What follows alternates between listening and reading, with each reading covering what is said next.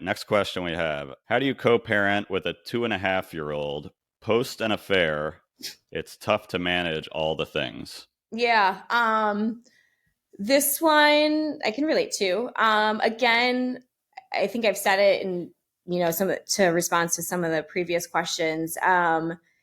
It's just swallowing that and kind of getting that affair out of your head and just show up as I'm the parent to this child and I need to start, show up as my best self in order to create their best self.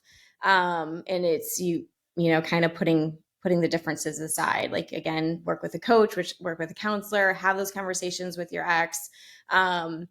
But you yeah, it's tricky. I get there. I've been there. So it is really just showing up. But again, it's doing the work for yourself and that's why I do what I do, because it's so important. Because if you don't work on yourself, you are going to just show up and fester all those emotions and they're going to come out in your children. And the 2.5-year-old doesn't know what's going on. They're just going to see mommy or daddy upset. And so it's so important to work on yourself so that you can handle these situations. Because yes, when you're always going to have that affair in the back of your mind. And the second your ex says something to you, you're gonna be like, well, you're the one who, you had to go and do that. But it doesn't solve anything. You're divorced. What happened. How are you going to move on? And so I think that's if you can get in that mindset, like, okay, it happened. It's in the past.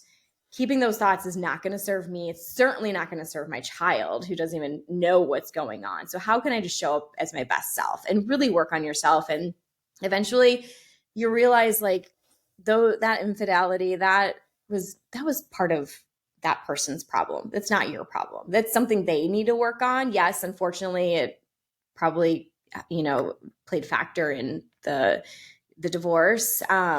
But that's something they have to work on. If you can stay in that right mindset and take care of yourself mentally, physically, all of that, and just put that forward for you and your children, you'll be in a much better state. And how to handle all the things. Yeah, again, I had 3 kids. I was working, handling this divorce.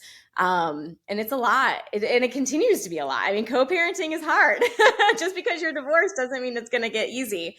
So, but for me, again, it's working with clients and like just focusing on, again, like what we were just talking about, those steps. What steps can I take today to keep moving forward? If you just have that mindset every day, like, okay, yesterday was yesterday. What's today? What can I do? And if you can start identifying triggers too, like, okay, I know this is coming up, or he might say this in response to something, and having those, I work with Michelle Dempsey and we talk about emotional fallback plans. So it's like, okay, I know this is coming up. What's going to be my fallback plan? So I don't get triggered, or at least I know how to come back from that trigger so that, again, I can show up as my best self, take care of my child, and move forward and move on. Yeah, it sounds like having that foundation of wellness, just if you're not really taking care of yourself, it's like eating junk food. It's going to be much easier for that stuff Yeah. to fester. Doesn't mean it's going away, but Yeah. you'll have like these muscles, Yeah.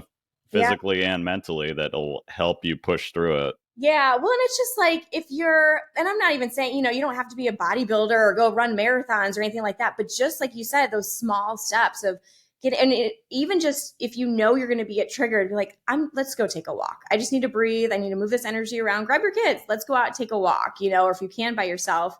But just those small things, because it's like eating junk food. What happens when we eat junk food? We feel lazy. We want to lay on the couch. We watch Netflix. Okay. And then we're tired. We sleep. And then we don't have energy to work out or move the next day. And then we sit with our emotions. And so when you can instead shift that and start working out and feeding your body proper, healthy nutrition, you not only become stronger and healthier on the inside, but your mindset does too. And so you realize, like, when you eat healthier or move, you're like, I don't need the junk food. And then you also think, I don't need those negative thoughts. That's not who I am. Like, I'm stronger than that, and you start to build that confidence that helps you regulate maybe the negative stuff that is trying to come your way. You're like, I get it. And you can address it and then move on. And you literally become stronger emotionally as well.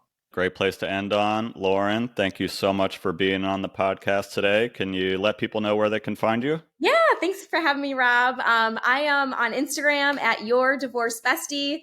My website is yourdivorcebestie.com. So pretty much anywhere, Your Divorce Bestie. Yes, definitely check out Lauren and her stories. She's given all kinds of great tips on things like nutrition. When you were just talking about the Oreos, that's when I was thinking I need to be paying more attention to these things. Thank you so much, Lauren. Thanks, Rob. Appreciate it.